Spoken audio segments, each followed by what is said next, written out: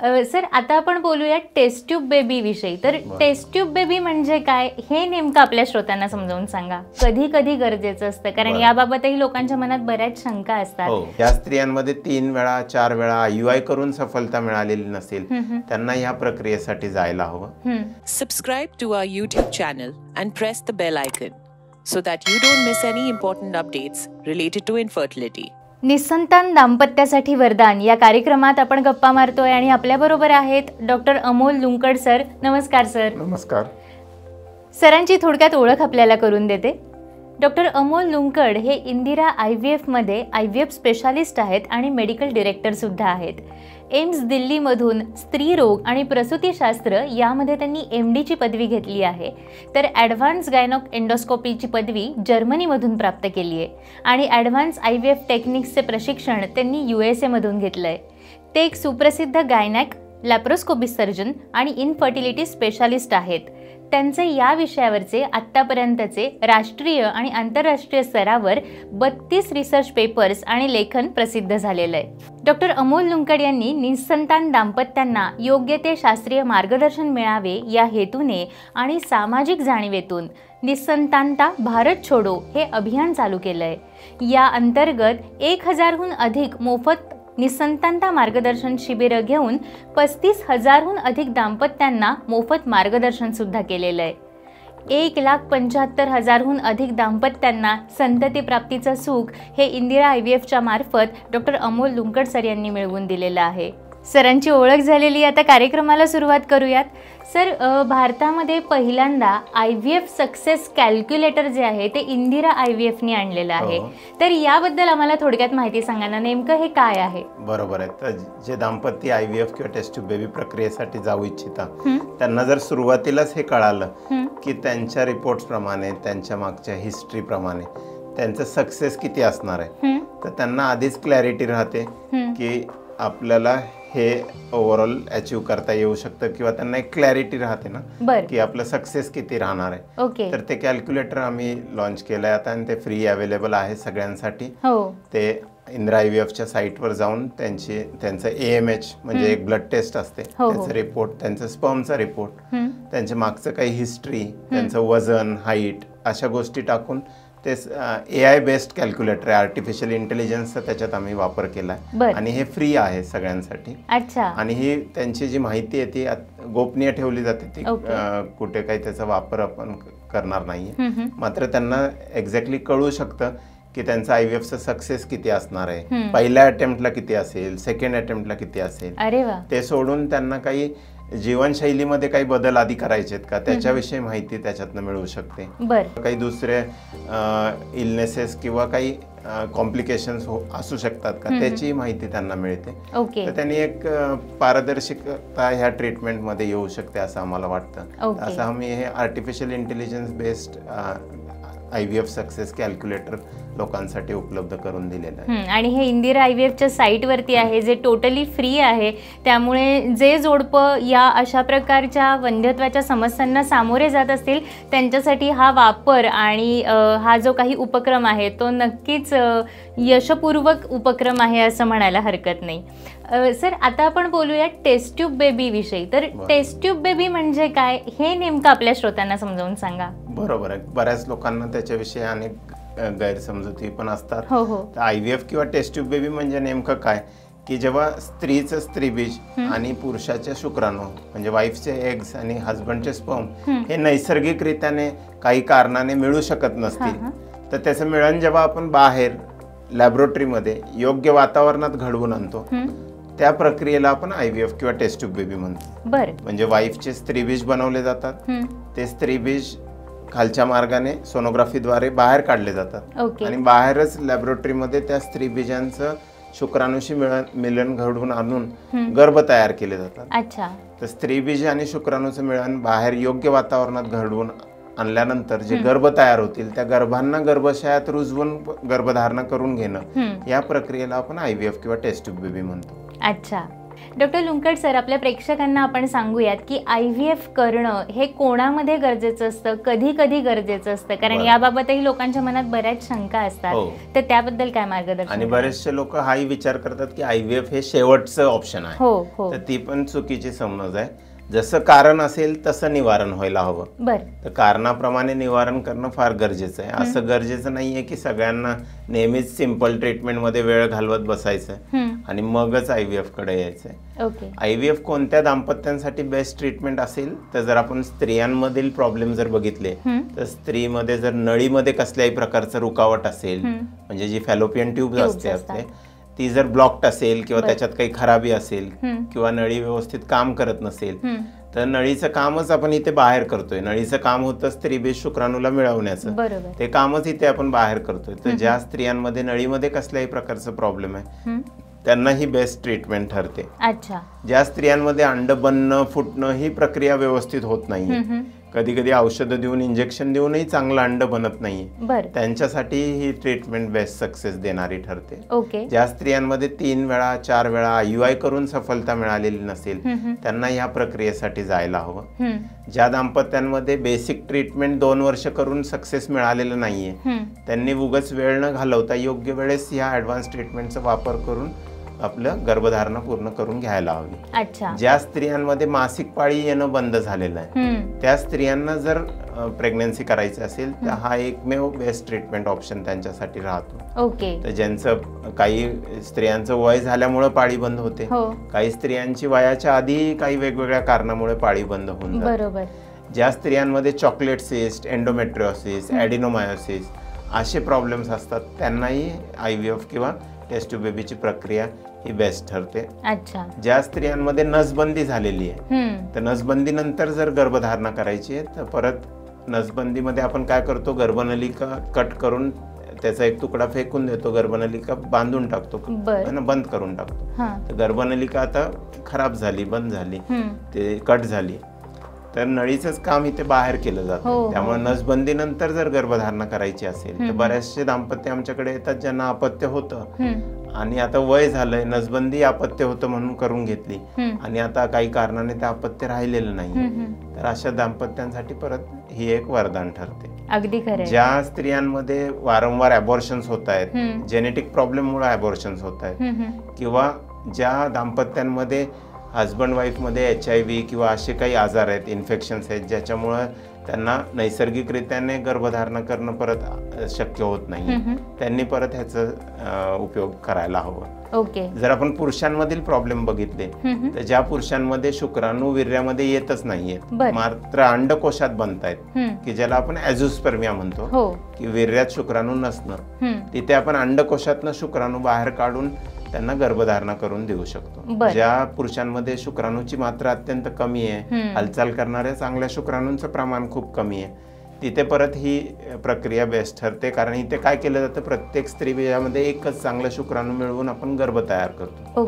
तर जर आपल्याला 10-12 चांगले स्त्रीबीज मिळाले तर बोटावर मोजण्या इतकेच चांगले शुक्राणू लागतील आपल्याला. अत्यंत कमी शुक्राणू असतील तरी ही प्रक्रिया सहजरित्याने शक्य आहे. ज्या पुरुषांना संबंध ठेवणं म्हणजे संभोग करण्यामध्ये प्रॉब्लेम आहे, इरेक्शनचा प्रॉब्लेम आहे, इजॅक्युलेशनचा प्रॉब्लेम आहे, तिथे जर सोप्या ट्रीटमेंटने प्रेग्नन्सी होत नसेल तर परत ही ॲडव्हान्स ट्रीटमेंट वापरू शकतात.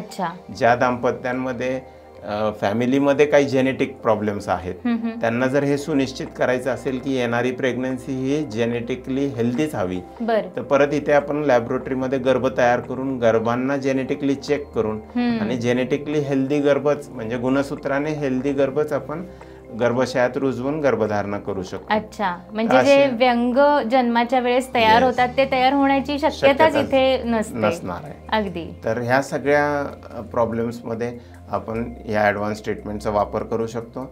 आणि जसं मी म्हटलं 2-1 वर्ष जर सोप्या ट्रीटमेंटने प्रतिसाद आलेला नसेल तरी परत ह्याचा विचार करणं हे गरजेचं आहे. अगदी खरं आहे. त्याचबरोबर सर आम्हाला सांगा की IVFच्या वेगवेगळ्या ट्रीटमेंट्स असतात तर त्या ट्रीटमेंट्स कुठल्या कुठल्या आहेत, कारण आम्हाला फक्त IUI आणि IVF अशा 2च नावांची ओळख आहे, तर हे नेमकं काय आहे, कोणामध्ये कुठली ट्रीटमेंट केली जाते? तर IUI ही एक सोपी प्रक्रिया आहे ज्याच्यात आपण इंट्रायुट्राइन इन्सेमिनेशन म्हणजे काय करतोय, हजबंडचे शुक्राणू घेऊन वॉश करून गर्भाशयात सोडतोय. अच्छा. ज्यावेळेस स्त्रीचं स्त्रीबीज फुटून बाहेर निघणार आहे त्यावेळेस. बर. स्त्रीचं स्त्रीबीज जेव्हा फुटून बाहेर निघतं त्याला आपण ओव्ह्युलेशन म्हणतो. ओके. ओव्ह्युलेशनच्या आसपास आपण जेव्हा हजबंडचे शुक्राणू घेऊन गर्भाशयात सोडतो त्याला IUI किंवा इंट्रायुट्राइन इन्सेमिनेशन असं म्हटलं जातं. ही सोपी प्रक्रिया राहते. ह्याच्यात स्त्रीचं स्त्रीबीज बनणं फुटणं ही प्रक्रिया चांगलं असणं गरजेचं आहे. गर्भनलिका व्यवस्थित असणं गरजेचं आहे. आणि ह्याच्यात शुक्राणूची मात्रा हलकीशी कमी असेल किंवा मोटिलिटी हलकी कमी असेल तर चालेल, पण अत्यंत कमी असतील तर परत नाही चालणार. अच्छा. नैसर्गिक प्रयत्नापेक्षा ह्याचं सक्सेस थोडं जास्त राहतं, पण IVF पेक्षा ह्याचं सक्सेस बऱ्यापैकी कमी राहतं. युजली IUIचं सक्सेस हे साधारण 15-20% दरम्यानच जातं. बर बर. IVF किंवा टेस्ट ट्यूब बेबी काय ते आपण बघितलं, पण गेल्या 48 वर्षात IVF मध्ये अनेक ऍडव्हान्समेंट झालेले आहेत. IVF ची फर्स्ट टेस्ट ट्यूब बेबीचा जन्म हा 47-48 वर्षापूर्वी झालेला.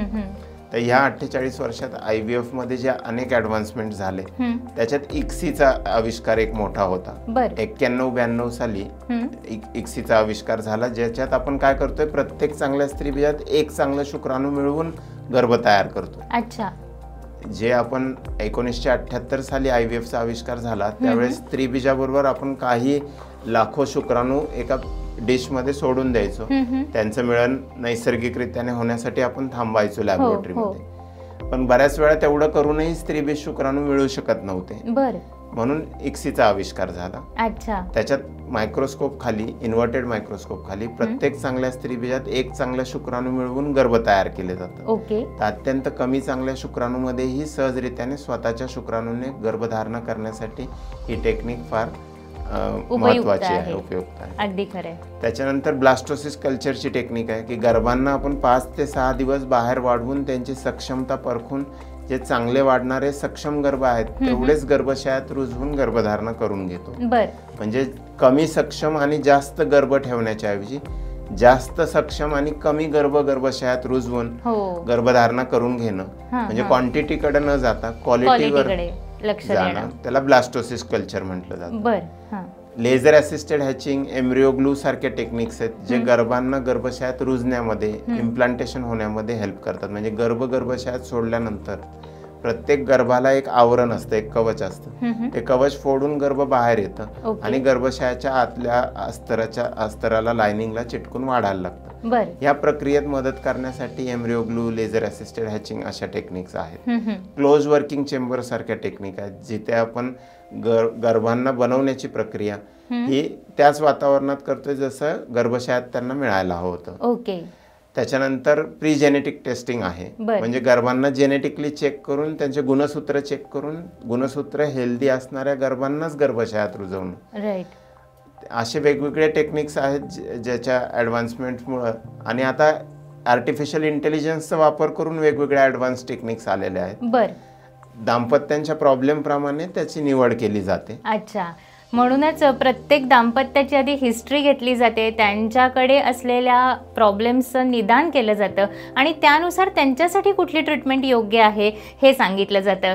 यासाठीच इंदिरा IVFचं जे नाव आहे ते मार्गदर्शन करण्यासाठी आणि सक्सेस रेटसाठी खूप जास्त आहे असं म्हणायला हरकत नाही. सर, तुम्ही आत्ता उल्लेख केला की AIची टेक्निक वापरून सुद्धा आता हा रेट वाढवता येतो आणि निसंतान दाम्पत्यांना गर्भधारणा करून संतान प्राप्तीचं सुख दिलं जातं. तर हा AIच्या टेक्नॉलॉजीचा वापर नेमका कसा केला जातो? AI म्हणजे आर्टिफिशियल इंटेलिजन्स, आणि हे जे सायंटिफिक बून जे आपल्याला मिळालंय, म्हणजे सायन्सने जे एक प्रकारचं वरदान आपल्याला दिलंय, त्याचं जर आपण प्रॉपर नीट उपयोग जर केला तर त्याचं डेफिनेटली निसंतानतामध्ये पण त्याचं यश वाढवण्यासाठी हेल्प होऊ शकते.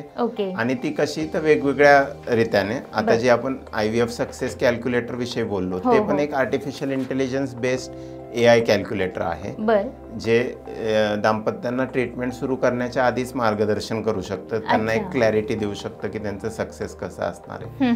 जेव्हा आपण प्रोसेस सुरू करतो, मेन ट्रीटमेंटला जातो, तेव्हा बेसिकली कोणत्या दाम्पत्यांसाठी प्रोटोकॉल, प्रोसेस कसं राहणार आहे त्याच्यातही, जसं त्यांचं अंडी बनवण्यासाठी जेव्हा डोस कॅल्क्युलेट केला जातो की काय इंजेक्शन्स त्यांना द्यायचे, काय डोसमध्ये द्यायचे, किती दिवस द्यायचे, त्याच्यासाठी पण आम्ही AIचा वापर करतोय, ज्याच्यात की वेगवेगळे ऑप्ट IVF सारखे वेगवेगळे AI बेस्ड मॉडेल्स आहेत, ज्यांचा वापर करून आपण जास्त अचूकरित्याने त्यांचं अंडी बनवण्याची प्रक्रिया करू शकतो.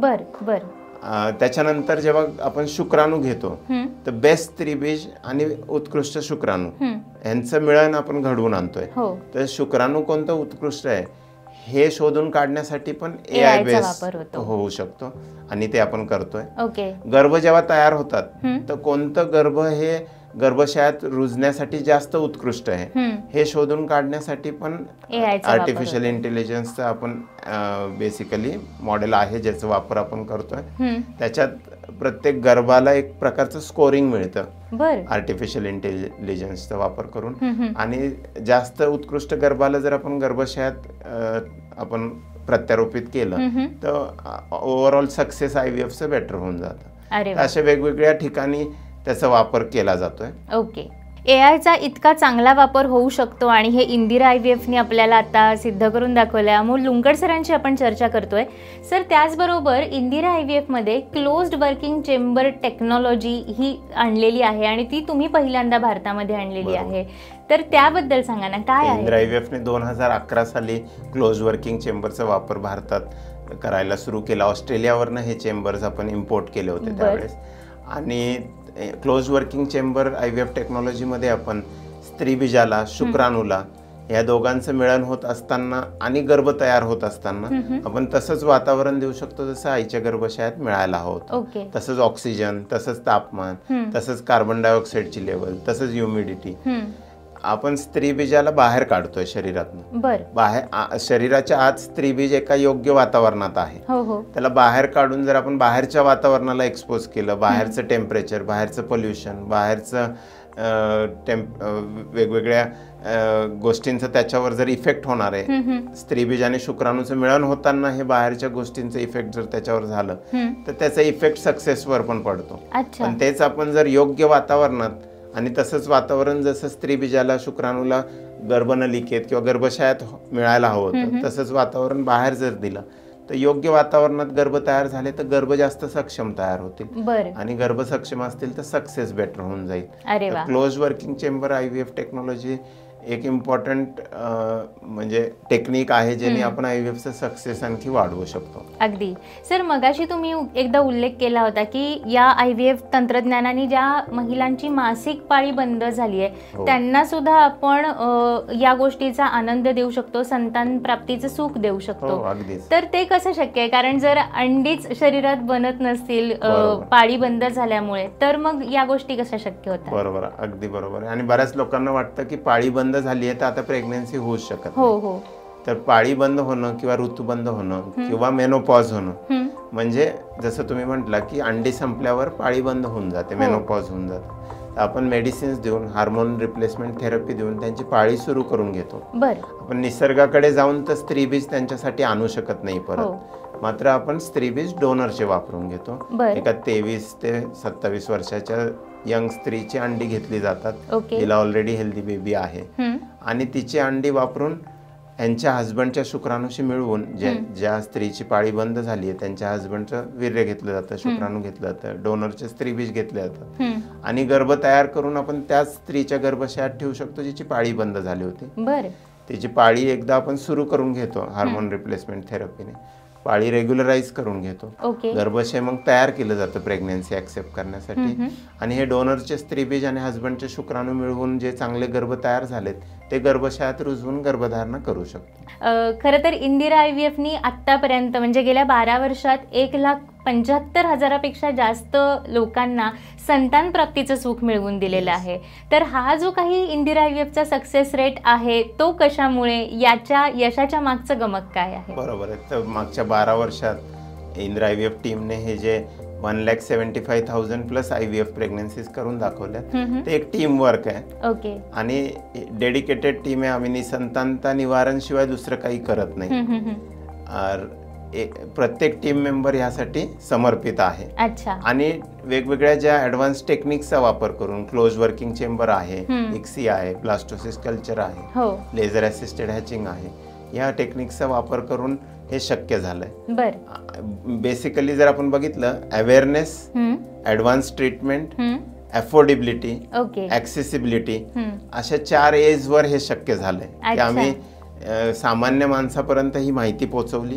प्रत्येक सामान्य माणसाच्या आवाक्यात ही ट्रीटमेंट येईल ह्याचं आम्ही नेहमी लक्ष ठेवलं. बरं. जास्तीत जास्त लोकांपर्यंत पोहोचण्यासाठी आम्ही गेल्या 12 वर्षात 165हून जास्त IVF सेंटर्स भारतात उघडले. आज 165+ IVF सेंटर्स आपले ऑल ओव्हर इंडिया आहेत. आणि बेसिकली ह्या सगळ्या ॲडव्हान्स ट्रीटमेंटचा वापर करून आणि एक ॲश्युरिटी इंदिरा IVFची की इथे टेक्नॉलॉजी बेस्ट असेल आणि बेस्ट प्रयत्न केले जाईल प्रत्येक निसंतान दाम्पत्यांना ते सुख पोहोचवण्यासाठी. नक्की. त्यामुळे हे शक्य झालंय. वा, म्हणूनच एवढा सक्सेस रेट आपल्याला बघायला मिळतोय. डॉक्टर लुंकड सर, ज्या व्यक्तींचं किंवा ज्या दाम्पत्यांच्या आधी अशा ट्रीटमेंट झालेल्या आहेत, IVF फेल झालेलं आहे, त्यांच्यासाठी सुद्धा ऑप्शन्स असू शकतात का? त्यांना सुद्धा पुन्हा एकदा संतान प्राप्ती अनुभवता येऊ शकते का? हो, नक्कीच. तर बेसिकली जे दाम्पत्य आमच्याकडे येतात, बऱ्याचदा असेच दाम्पत्य येतात जे आपल्या ठिकाणी वेगवेगळ्या जागी IVF करून आलेले असतात.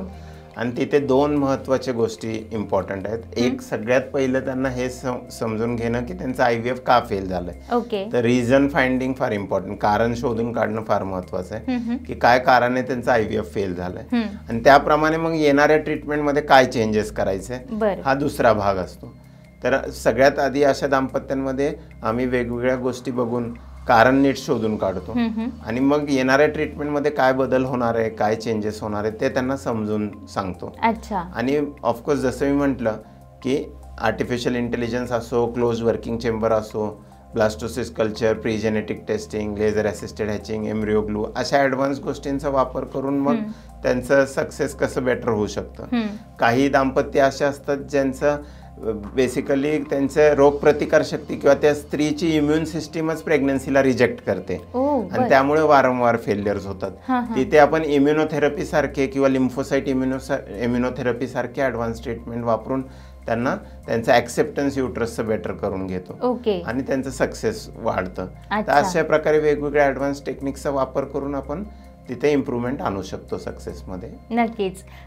खरं तर बऱ्याच जोडप्यांना हा प्रश्न असतो की बाबा आमचं गर्भधारणच होत नाहीये, बाळच होत नाहीये. तर अशा सगळ्या दाम्पत्यांना तुम्ही या कार्यक्रमातनं काय मार्गदर्शन कराल, काय संदेश द्याल? मी हा संदेश देईल सर्वांना की एकतर आपलं निसंतानताचं कारण नीट समजून घ्या.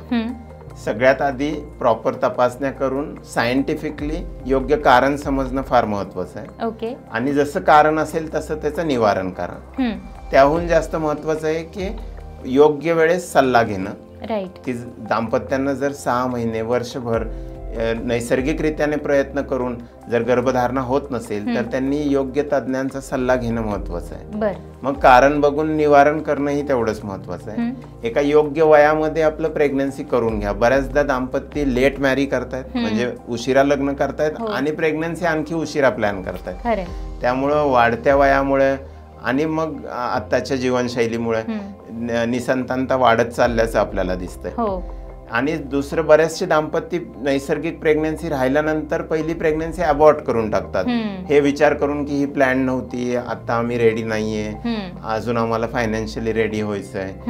पण फर्स्ट प्रेग्नन्सी जर आपण अबॉर्ट केली तर तिथनं पुढे 20% दाम्पत्यांना परत प्रेग्नन्सी राहायला खूप त्रास होता. तर एक तर पहिली प्रेग्नन्सी अबॉर्ट करू नये. दुसरं, कॉन्ट्रासेप्शन्स, आयपिल ह्याचा ओव्हरयूज दिसून येतोय. बरेचसे स्त्रिया आयपिल्स असेच यूज करतायत, त्याच्यामुळे परत निसंतानता वाढते. तर अशा ह्या सगळ्या गोष्टींचा वापर करू नये. आणि शेवटचं, योग्य सायंटिफिक पद्धतीने जर आपण कारणची माहिती घेतली आणि त्याचे योग्य सायंटिफिक निवारण केलं तर प्रत्येक निसंतान दाम्पत्यांसाठी एक सायंटिफिक सोल्युशन उपलब्ध आहे.